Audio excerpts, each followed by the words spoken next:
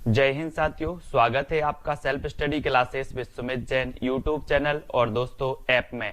दोस्तों बहुत सारे स्टूडेंट को ऐप डाउनलोड नहीं करते बन रहा है या फिर कर भी लिया है तो कोर्स भी नहीं देख पा रहे हैं। तो मैं आज उनको बता दूं कि ये जो सेल्फ स्टडी क्लासेस इस प्रकार से जब आप प्ले स्टोर से करते हैं तो ये आपका वेल जो है आइकन उसमें लगा हुआ है ना। तो इस प्रकार से सेल्फ स्टडी क्लासेस आपको सर्च करना है और ऐसे आइकन में आपको ऐप मिलने वाला है। ठीक है, तो दोस्तों हम देखें कि प्ले स्टोर में आपको इस प्रकार से दिखेगा ये सेल्फ स्टडी क्लासेस। ठीक है, ये प्ले स्टोर में आपको सेल्फ स्टडी क्लासेस का ऐप दिखने वाला है। ठीक है, ये इमेज उसमें डली है, ये आइकन, ये लोगो उसमें डला है। ठीक है, अब दोस्तों इसको इंस्टॉल करना है, यहां से आप इंस्टॉल करेंगे। ठीक है, अब इंस्टॉल करेंगे तो वहां पर आपको नंबर मांगेगा, जीमेल नंबर मांगेगा, तो आपको ओटीपी आएगा, तो आप रजिस्टर करके आगे बढ़ेंगे। तो साथियों आज का सेशन स्टार्ट करते हैं। अगर अभी तक आपने self study classes app download नहीं किया है तो प्ले स्टोर में सर्च करें सेल्फ स्टडी क्लासेस और ऐप जरूर डाउनलोड कर लें। ठीक है, तो दोस्तों आज का अपना पहला प्रश्न, इसके पहले हमने वर्णमाला को बहुत अच्छे से पढ़ा था। अब आपसे पूछा जाता है यहाँ पर कि कौन सा संयुक्त व्यंजन है। तो संयुक्त व्यंजन में चार विकल्प आपके पास हैं, छा, है ना, चा, टा और औ। तो संयुक्त व्यंजन पूछा गया, तो संयुक्त व्यंजन हम पढ़ते हैं दोस्तों कौन कौन से, छा, त्रा, ज्ञा और स्रा, है ना। ये क्या पढ़ते हैं अपन, संयुक्त व्यंजन पढ़ते हैं। ठीक है, तो यहां पर आपका बिल्कुल सही आंसर क्या है, छा। ये क्या है, संयुक्त व्यंजन माना जाता है। ठीक है, अब अगला क्वेश्चन आपको बताना है दोस्तों, छा ध्वनि का उच्चारण स्थान क्या है। चार विकल्प हैं आपके पास, दंत है, तालव्य है, ओष्ठ है या फिर वर्ष है। तो आप लगाइए, मैंने आपको बताए थे कि जब हम पांच वर्ग पढ़ते हैं और पांच वर्ग के का, चा, टा, ता, पा, तो का वर्ग कंठ से बोला जाता है, उसके बाद चा वर्ग तालु से बोला जाता है, का, चा, टा वर्ग जो मूर्धा होता है, टा, है ना, ता वर्ग जो होता है दोस्तों वो दंत से, और पा वर्ग होता है ओष्ठ से। ठीक है, तो यहां पर आपसे छा पूछा गया, तो ये छा किस वर्ग में आता है, ये आता है चा वर्ग में। ठीक है, तो चा वर्ग के जितने भी अक्षर होते हैं, वर्ण होते हैं, वो काय से बोले जाते हैं दोस्तों, वो बोले जाते हैं तालु से, है ना, तालु से बोले जाते हैं। तो आपका उत्तर भी क्या हो जाएगा यहाँ पर, सी नंबर। छा क्या है, तालव्य है। ठीक है, अगला क्वेश्चन देखो, कौन तालव्य ध्वनि है, तालव्य ध्वनि बताना है। अब आपसे बनेगा क्वेश्चन तो फटाक से बताइए कमेंट में, चार विकल्प आपके सामने और तालव्य ध्वनि आपसे पूछा गया है। तो 2 सेकंड आपको दिए जाते हैं और आपने बिल्कुल सही आंसर का चयन किया है कि सर जो तालव्य ध्वनि है वो है चा, है ना। चा वर्ग जो है, चा वर्ग, चा, छा, जा, ये तालु से उच्चारित होते हैं। तो आपका उत्तर कहां चला जाता है, एक की तरफ। ठीक है, ए नंबर आपका बिल्कुल सही होगा। इनमें से कौन सा पश्च स्वर है दोस्तों, पश्च स्वर और अग्र स्वर अपन ने पढ़े हैं, तो पश्च स्वर आपको यहां पर बताना है। तो बताइए चार विकल्प में से, बड़ा आ, ई, बड़ा ई और आ, ये जो है इनमें से आपको पश्च स्वर के बारे में बताना कि पश्च स्वर के अंतर्गत कौन सा वर्ण आता है, ये आपको बताना। ठीक है, तो आपने चयन किया है दोस्तों विकल्प नंबर ए, और ए नंबर आपका बिल्कुल सही है। ठीक है, पश्च स्वर के अंतर्गत आता है आ। ठीक है, तो ए आपका राइट आंसर हो जाएगा। अगला क्वेश्चन है, इनमें से कौन सा युग्म अघोष ध्वनि है। अघोष और सघोष आपने पढ़े हैं, है ना। तो अघोष और सघोष कौन से होते हैं, ये आपको बताना है दोस्तों।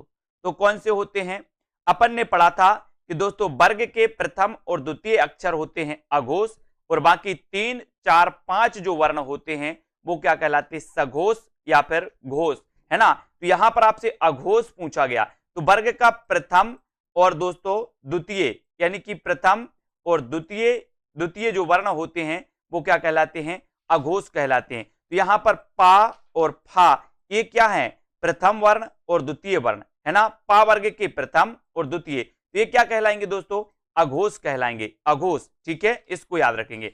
अब आपसे अगला क्वेश्चन पूछा जाता है दोस्तों, का व्यंजन के विषय में निम्न में से कौन सा सही है। का व्यंजन के विषय में बताइए, अल्प प्राण, अघोष, स्पर्शी, कंठ ध्वनि है, और बताइए क्या क्या होता है। अल्प प्राण में अपन पढ़ते हैं 1, 3, 5, है ना। अल्प प्राण में 1, 3, 5 यानी कि प्रथम, तृतीय और पंचम वर्ण क्या होता है, अल्प प्राण होता है।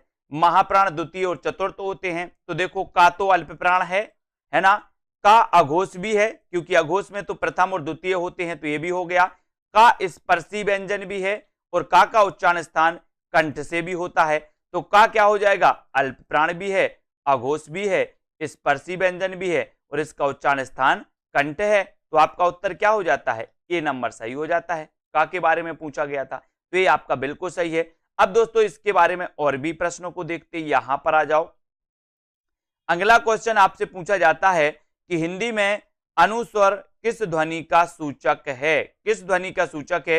ये रहे आपके चार विकल्प। अनुस्वर किस ध्वनि का सूचक है, बताइए।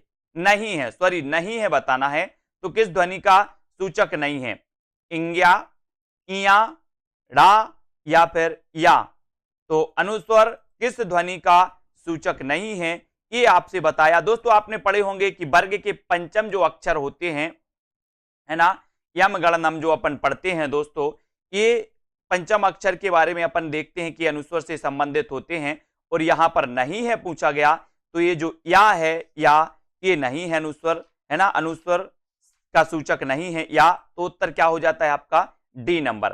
ठीक है, फिर अगला क्वेश्चन आपको यहां पर बताना है दोस्तों, उच्चारण स्थान के आधार पर इया व्यंजन है, तो ये क्या है, बताइए। उच्चारण स्थान के आधार पर आपको बताना है, तो ये किस वर्ग के अंतर्गत आता है। आपने पढ़ा होगा चा, छा, जा, झा, इया, है ना, पढ़ा है। तो चा वर्ग के अंतर्गत आता है इया। तो चा वर्ग आपने देखा कि चा वर्ग का जो उच्चारण स्थान है वो क्या है, चा वर्ग का। का वर्ग का तो अपन ने देखा था कि का वर्ग तो कंठ से उच्चरित होता है, फिर का के बाद आता है चा वर्ग, तो चा वर्ग काय से होता है, तालु से। तो इया भी क्या हो जाएगा, इया भी बोले सर तालब होगा, इसका उच्चारण स्थान तालु होगा। तो आपका उत्तर कहां चला जाता है, एक ही तरफ चला जाता है। ठीक है, ए नंबर आपका बिल्कुल सही होगा। अब अगला क्वेश्चन आपको बताना है कि जिन ध्वनियों के संयोग से शब्दों का निर्माण होता है उन्हें क्या कहते हैं, बताइए। जिन ध्वनियों के संयोग से शब्दों का निर्माण होता है उन ध्वनियों को क्या कहते हैं, बताइए। ध्वनि, प्रतिध्वनि, वाणी या फिर स्वनिम, क्या कहा जाता है। और आपने बिल्कुल सही आंसर चयन किया है कि सर उन्हें कहा जाता है स्वनिम। क्या कहा जाता है, स्वनिम। और आंसर आपका डी नंबर बिल्कुल सही हो जाता है, डी नंबर। सभी लोग कमेंट में जरूर बताएं, वीडियो को शेयर जरूर करें, और सेल्फ स्टडी क्लासेस का ऐप जरूर डाउनलोड करें। ठीक है, जहां पर दोस्तों आपके लिए कोर्स लॉन्च किया गया हिंदी साहित्य का, पंजाब मास्टर कैडर के लिए, टीजीटी, पीजीटी आदि सभी, जिसमें हिंदी साहित्य पूछा जाता है, हिंदी व्याकरण पूछा जाता है। अब यहां पर आपको बताना है दोस्तों, ड़ा और हा ये ध्वनियों के विषय में कौन सा कथन शुद्ध है, शुद्ध कथन बताना है। ये तालब्य ध्वनियां हैं, ये मूर्धन्य उत्क्षिप्त ध्वनियां हैं, इनका प्रयोग शब्द के आरंभ, मध्य तथा अंत में सर्वत्र किया जाता है, या फिर दोनों महाप्राण हैं। अभी चार विकल्प में से आपको चयन करने के लिए बोला गया कि ये जो ध्वनियां हैं इनके विषय में शुद्ध कथन कौन सा है, तो आपने बिल्कुल सही आंसर लगाया है कि सर ये मूर्धन्य उत्क्षिप्त ध्वनियां कहलाती हैं, है ना, उत्क्षिप्त ध्वनियां कहलाती हैं, अर्थात इन्हें द्विगुणी व्यंजन भी कहा जाता है ना। तो उत्तर क्या हो जाएगा आपका, बी नंबर। ठीक है, बी की तरफ आपका राइट आंसर। फिर अगला क्वेश्चन है दोस्तों कि उच्चारण की दृष्टि से सा व्यंजन किस प्रकार के माने जाते हैं। ये जो सा हैं ये व्यंजन किस प्रकार के हैं दोस्तों, अंतस्थ हैं, वर्त से हैं, तालब्य हैं, या फिर ऊष्म व्यंजन के अंतर्गत आते हैं। उच्चारण की दृष्टि से आपको बताना है। ये क्वेश्चन कई बार पूछे गए, और यहां पर आपका बिल्कुल सही आंसर हो जाता है दोस्तों, ये कहलाते हैं क्या, ऊष्म, ऊष्म कहलाते, ऊष्म व्यंजन कहलाते हैं। तो उत्तर चला जाता है कहां पर, सी की तरफ चला जाता है, जो बिल्कुल सही आंसर है। ठीक है, अगला क्वेश्चन, निम्न में से कौन वर्ण अंतस्थ नहीं है, अंतस्थ कौन सा नहीं है, बताइए। या, रा, हा या फिर वा, अंतस्थ कौन सा नहीं है, अंतस्थ नहीं बताना। अंतस्थ अपन ने पढ़े थे, कौन कौन से पढ़े थे, या, रा, ला और वा, ये अंतस्थ व्यंजन के अंतर्गत आते हैं। ठीक है, तो अपन ने यहां पर देखा कि सर या तो है, रा भी है, ला नहीं है, लेकिन वा है। तो यहां पर जो हा दिया है ये अंतस्थ के अंतर्गत नहीं आता, और चला जाता है उत्तर किस तरफ, बी तक, बी की तरफ। ठीक है, वेरी गुड। अगला क्वेश्चन है दोस्तों, या, रा, ला, वा व्यंजनों को क्या कहते हैं। ये भी क्वेश्चन आपसे पूछ लिया गया, और ऐसा पूछा भी जाता है कई बार। तो बताइए क्या कहते हैं इन्हें, या, रा, ला और वा व्यंजनों को क्या कहते हैं। आसान क्वेश्चन, सबसे बनना चाहिए। ये क्वेश्चन हमेशा पूछे जाते हैं दोस्तों, है ना। तो यहां पर आपका बिल्कुल सही है आंसर, क्या है, अंतस्थ व्यंजन इन्हें कहते हैं। या, रा, ला, वा, इन व्यंजनों को अंतस्थ व्यंजन कहते हैं और ये कई बार पूछे गए हैं। फिर अगला क्वेश्चन आपसे पूछा जाता है दोस्तों कि निम्न में से वह कौन सा शब्द जिसका अर्थ अनुरूप, उपयुक्त तथा उचित तीनों ही है, पूर्ण, है ना, पर्याप्त, पर्याप्त, या फिर अपन यहां पर देखते हैं, यहां पर आपका दो विकल्प और दिए हैं, दो विकल्प आपको यहां पर दिए हैं दोस्तों, ये हैं बेतुका और समुचित, है ना। तो यहां पर तो आपका ये समुचित सही हो जाएगा। समुचित मतलब उचित भी होता है, पूर्ण भी होता है, इस प्रकार से, ठीक है। तो ये डी नंबर तो आपका बिल्कुल सही हो जाएगा। फिर अगले क्वेश्चन को अपन देखेंगे कि हिंदी वर्णमाला में ऊष्म व्यंजन कौन से हैं। ऊष्म व्यंजन बताना है। ये चार विकल्प हैं। ऊष्म व्यंजन हम पहले भी पढ़ चुके हैं और यहां भी आपको बताना है कि ऊष्म व्यंजन कौन से हैं। तो आपने बिल्कुल सही आंसर चयन किया है कि सर ऊष्म व्यंजन की अगर बात करते हो तो ये जो सा, सा और हा दिया है, ये कहलाते हैं क्या, ऊष्म व्यंजन। और ये नंबर आपका बिल्कुल सही हो जाता है, ए नंबर, ठीक है, वेरी गुड। हिंदी के जिन वर्णों का उच्चारण करते समय केवल श्वास का प्रयोग किया जाए, उन वर्णों को क्या कहते हैं, बताइए।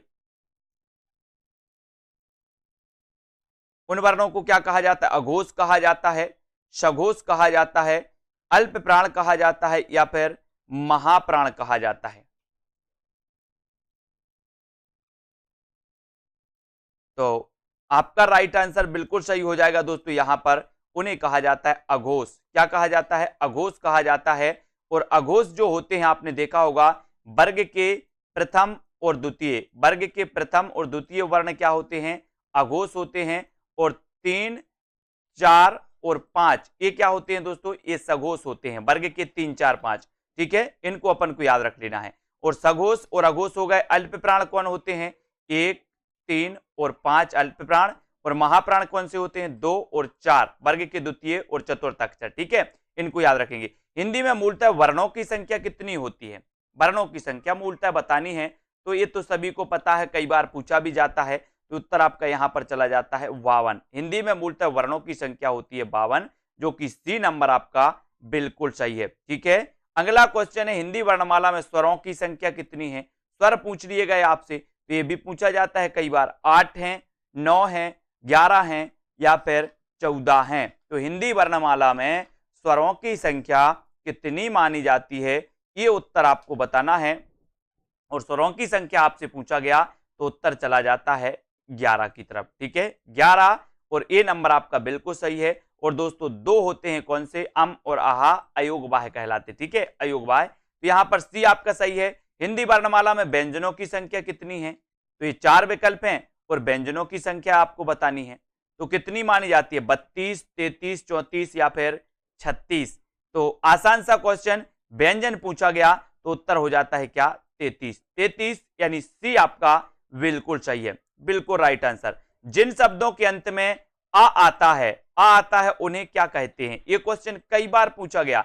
जिन शब्दों के अंत में आ आता है, उन्हें क्या कहा जाता है? अनुस्वर, अयोगवाह, अंतस्थ, या फिर अकारांत। क्या कहा जाता है जिन शब्दों के अंत में आ आता है? और आपने चयन किया है कि सर जिन शब्दों के अंत में आ आता है, उन्हें कहा जाता है क्या? अकारांत, ठीक है। और डी नंबर आपका अकारांत बिल्कुल सही है, डी नंबर, ठीक है। ये सरल क्वेश्चन है लेकिन पूछे भी जाते हैं दोस्तों, इनको आपको बताना है। अयोगवाह हैं, अयोगवाह निम्न में से बताना अयोगवाह है। विसर्ग, महाप्राण, संयुक्त व्यंजन, या फिर अल्प प्राण। तो अपन ने पढ़े थे, क्या पढ़ा था कि जो अम होता है और जो आहा होता है, ये क्या कहलाते हैं? ये अयोगवाह कहलाते हैं। तो इसको क्या बोलते हैं? इसको विसर्ग बोलते हैं, विसर्ग। तो ये विसर्ग यहां पर दिया है, तो ये क्या है? अयोगवाह है, अयोगवाह, यानी कि ये नंबर आपका बिल्कुल सही है। फिर अगला क्वेश्चन है, कौन सा पश्च स्वर है? पश्च स्वर बताना है। अग्र स्वर और पश्च स्वर अपन ने पढ़े थे, तो पश्च स्वर यहां पर आपसे पूछा गया। तो पश्च स्वर ये क्वेश्चन कई बार आया है दोस्तों, है ना। तो पश्च स्वर के अंतर्गत आता है कौन सा? आपका कमेंट जल्दी से आना चाहिए। और राइट आंसर चला जाता है विकल्प नंबर 1 की तरफ। पश्च स्वर जो होता है वो होता है ए आपका बिल्कुल सही, ठीक है, बहुत बढ़िया। अगला क्वेश्चन देखते हैं यहां पर कि निम्न में से बताइए किस शब्द में द्वित्व व्यंजन है? द्वित्व व्यंजन बताना यहां पर पुनः या फिर इलाहाबाद। द्वित्व आप समझते होंगे, अभी समझ जाएंगे, और विकल्प के अनुसार द्वित्व व्यंजन का चयन करना है। ये दो विकल्प और हैं और आपका राइट आंसर, एक क्वेश्चन पूछा गया है दिल्ली। दिल्ली में ऐसे द्वित्व व्यंजन जो होते हैं आधा ला और लाया, इस प्रकार से अगर व्यंजन आते हैं तो इनको क्या कहा जाता है? द्वित्व कहा जाता है। द्वित्व, ये क्वेश्चन आता है कई बार, और जिन्होंने नहीं पढ़ा होता तो बोलते हैं ये क्या बला है पूछ ली गई, ये क्या पूछा गया? द्वित्व व्यंजन तो आज तक नहीं पढ़े, है ना। इसलिए तैयार रहना। हिंदी वर्णमाला में अयोगवाह वर्ण कौन से हैं? 4 विकल्प हैं, अयोगवाह वर्णों को अपन को चयन करना है। तो कौन से होते हैं अयोगवाह वर्ण? बताइए। आ, ई, उ या फिर आहा। तो अयोगवाह वर्ण पूछा गया और पहले भी अपन पढ़ चुके हैं। तो और आहा ये क्या होते हैं? अयोगवाह होते हैं। ठीक है, कौन सा अमानक वर्ण है? मानक नहीं पूछा गया, अमानक पूछा गया, यहां पर अमानक वर्ण पूछा गया। तो अमानक जो वर्ण माना जाता है दोस्तों, एक झा जो है, ये झा, ये क्या माना जाता है? अमानक वर्ण माना जाता है। और उत्तर चला जाता है आपका सी की तरफ। सी नंबर आपका सही है। निम्न में से कौन सा घोष वर्ण है? और घोष वर्ण के बारे में तो अपन ने पढ़ा ही है। घोष यानी कि सघोष, सघोष को ही घोष कहा जाता है। तो अपन ने देखा था कि वर्ग का प्रथम और द्वितीय अक्षर अघोष और 3, 4, 5 सघोष। ठीक है, क्लियर। अब यहां पर आपसे घोष पूछा गया यानी कि सघोष पूछा गया। तो 3, 4, 5 तो अपन देखते हैं दोस्तों कि जो मां है ये क्या है? पंचम वर्ण है। पंचम वर्ण है कि नहीं? बिल्कुल है। ठीक है, तो ये क्या कहलाएगा? ये घोष या सघोष के अंतर्गत आएगा। तो ये खा जो है ये द्वितीय वर्ण है, चा जो है ये प्रथम है, ये ठा द्वितीय वर्ण है। तो प्रथम और द्वितीय तो काय के अंतर्गत आते हैं? अघोष के अंतर्गत आते हैं। और ये जो मां है ये पंचम वर्ण है। ठीक है, तो पंचम वर्ण काय के अंतर्गत आएगा? ये बोले सर घोष या फिर सघोष के अंतर्गत आएगा। ठीक है, अपभ्रंश के कितने प्रकार होते हैं? अपभ्रंश के बताना है दोस्तों। तो इस प्रकार से अपभ्रंश के पूछे गए हैं। तो अपभ्रंश के होते हैं दोस्तों यहाँ पर 25 प्रकार होते हैं, है ना। तो यहाँ पर बी नंबर यहाँ पर बिल्कुल सही हो जाएगा। छत्रज्ञ, ये छा, त्रा और ज्ञा किस प्रकार के व्यंजन माने जाते हैं? बताइए। संयुक्त, अंत्यस्थ, ऊष्म या फिर संधि। छा, त्रा, ज्ञा किस प्रकार के व्यंजन हैं? तो अपन ने इनको पढ़ा है कि सर जो विभिन्न व्यंजनों के या स्वरों के मेल से जो बनाए जाते हैं, है ना, तो दोस्तों योग से बनाए जाते हैं, अन्य वर्णों के योग से बनाए जाते हैं, वो क्या कहलाते हैं? संयुक्त कहलाते हैं। तो छत्रा और ज्ञा ये विभिन्न वर्णों के योग से बनते हैं और इन्हें हम कहते हैं क्या? संयुक्त वर्ण। ठीक है, संयुक्त व्यंजन या संयुक्त वर्ण कहलाते हैं। ये आई वर्ण क्या कहलाते हैं? ये क्या कहलाते हैं? नासिक, मूर्धन्य, ओष्ठ्य या फिर कंठ तालब। ए आई क्या कहलाती है? यानी कि इनका उच्चारण स्थान क्या है? तो आपको पता होनी चाहिए कि जो ए आई है इनका उच्चारण स्थान है दोस्तों क्या है? बताइए कमेंट में सभी लोग। बिल्कुल सही, बहुत बढ़िया आंसर बताया है कि ए और आई ये क्या है? कंठ तालु। क्या होते हैं? कंठ तालु होते हैं। और विकल्प नंबर डी की तरफ आपका उत्तर चला जाता है। ठीक है, अघोष वर्ण कौन सा है? वर्णमाला में यही तो पूछा जाता है दोस्तों। सघोष, अघोष, कंठ तालु, उच्चारण स्थान, इन्हीं को अपन को पढ़ना पड़ता है ना। अघोष वर्ण बताना है और अघोष में आपको यहाँ पर 4 विकल्प दिए हैं और 4 में से आपको चयन करना है। तो यहाँ पर आपका दोस्तों सा जो आते हैं ये भी अघोष के अंतर्गत ही आते हैं। ठीक है, अपन ने दोस्तों वर्ण के प्रथम और द्वितीय तो पढ़े ही थे, लेकिन सा जो वाले होते हैं ये भी काय के अंतर्गत आते हैं? अघोष के अंतर्गत। तो आपका उत्तर चला जाता है डी की तरफ। ठीक है, डी नंबर आपका सा और सा, ये तीनों जो सा होते हैं ये अघोष वर्ण के अंतर्गत आते हैं। तो यहाँ पर उत्तर भी चला जाता है डी की तरफ। ठीक है, अल्प प्राण वर्ण कौन से हैं? अल्प प्राण और महाप्राण अपन ने पढ़े हैं। अल्प प्राण 1, 3, 5 यानी कि वर्ग के 1, 3, 5 वर्ण होते हैं, बाकी महाप्राण 2 और 4 वर्ण होते हैं। ठीक है, तो अल्प प्राण वर्ण कौन से होते हैं ये आपको यहां पर बताना है। तो वर्ग का प्रथम और तृतीय वर्ण अल्प प्राण होता है। तो प्रथम में का और गा क्या होता है? तृतीय। तो ये बी नंबर आपका क्या हो जाएगा? ये अल्प प्राण वर्ण कहलाएंगे। तो बी आपका राइट आंसर बिल्कुल सही हो जाएगा। ठीक है, अगला क्वेश्चन है, निम्न में से नासिक के व्यंजन कौन से हैं जिनका उच्चारण नाक से होता है? दोस्तों बताइए। तो नासिक के व्यंजन कौन से कहलाते हैं? तो अपन देखते हैं पंचम अक्षर जो होते हैं, पंचम अक्षर में एक यहां पर वर्ण दिया है, वो वर्ण कौन सा है? वो है इया, है ना। ए क्या है? नासिक के व्यंजन है और बी की तरफ आपका उत्तर बिल्कुल सही हो जाता है। ठीक है, अगला क्वेश्चन है दोस्तों, सा और हा ये कौन से व्यंजन कहलाते हैं? ये क्वेश्चन कई बार पूछे जाते हैं, है ना, और कई बार आपको याद भी रख लेना है, ठीक है। तो इन्हें दोस्तों कभी उसमें में रख दिया जाता है, उसमें पूछ दिया जाता है, विकल्प में अकेला उसमें दिया जाता है, कभी संघर्षी भी पूछा जाता है, तो इन्हें हम उसमें संघर्षी कहते हैं, ठीक है। तो ये क्या कहलाते? उसमें संघर्षी कहलाते। कौन से? ये जे सा हा जो वर्ण होते हैं ये उसमें संघर्षी व्यंजन कहलाते हैं, इनको याद रखेंगे, ठीक है। तो दोस्तों आज के इसमें हमने वर्णमाला के कुछ प्रश्नों की प्रैक्टिस की, इनको आपको बार बार पढ़ना है, कई बार पढ़ना है, ताकि वर्णमाला से कोई प्रश्न आपका गलत ना हो पाए, ठीक है। तो आज के इस वीडियो के लिए बस इतना ही। जय हिंद। दोस्तों बहुत सारे स्टूडेंट को ऐप डाउनलोड नहीं करते बन रहा है, या फिर कर भी लिया है तो कोर्स भी नहीं देख पा रहे हैं। तो मैं आज उनको बता दूं कि ये जो सेल्फ स्टडी क्लासेस इस प्रकार से जब आप प्ले स्टोर से करते हैं तो ये आपका वेल जो है आइकन उसमें लगा हुआ है ना। तो इस प्रकार से सेल्फ स्टडी क्लासेस आपको सर्च करना है और ऐसे आइकन में आपको ऐप मिलने वाला है, ठीक है। तो दोस्तों हम देखें कि प्ले स्टोर में आपको इस प्रकार से दिखेगा ये सेल्फ स्टडी क्लासेस, ठीक है। ये प्ले स्टोर में आपको सेल्फ स्टडी क्लासेस का ऐप दिखने वाला है, ठीक है। ये इमेज उसमें डली है, ये आइकन, ये लोगो उसमें डला है, ठीक है। अब दोस्तों इसको इंस्टॉल करना है, यहां से आप इंस्टॉल करेंगे, ठीक है। अब इंस्टॉल करेंगे तो वहां पर आपको नंबर मांगेगा, जीमेल नंबर मांगेगा, तो आपको ओटीपी आएगा, तो आप रजिस्टर करके आगे बढ़ेंगे।